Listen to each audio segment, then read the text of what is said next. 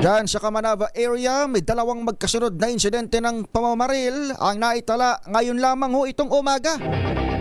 Ako ba naman wala pang putukan na. Ay nagpapaputok na. Diyan sa Kamanava, dalawang insidente ng pamamaril, ibabalita ni RH23 Edwin Duque. Edwin, magandang umaga. Angel, naglatag na sabay-sabay na checkpoint ngayon dito sa bahagi ng Kamanava, particular itong kalukan na butas. Makarang dalawang magkasunod na pamamaril ang naganap ngayong umaga. Dalawang sugatan sa pamamaril kaninang umaga dito sa may Port Avenue sa malapit sa Reles dito sa Caloocan, kung saan isa ang inobserban ngayon sa pag-abutan habang isa naman yung nadaplisan at hindi naman gaano malala. Samantala pasado alas 6 ngayong umaga ay nagkaroon din ng pamamaril sa lugsod na butas. Ayon sa Caloocan na pulis, tukoy na nila ngayon ang suspect sa pamamaril.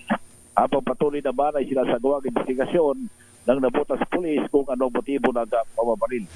Ang inatasan ito si NPD Director Police Colonel Ligan, itong mga pulis na maging alerto. Dapat ay laging magpatrolya upang mamonitor at pakaiwas upang magkaroon ng pag-ampa yung mga di gagawa ng mga di kanais-nais, lalo na ngayong papasalubong tayo sa bagong taon. Wala pa rin sa Kamanava, RH23, ito kinagulat sa Tisa Race, una sa Pilipinas, una sa Pilipino.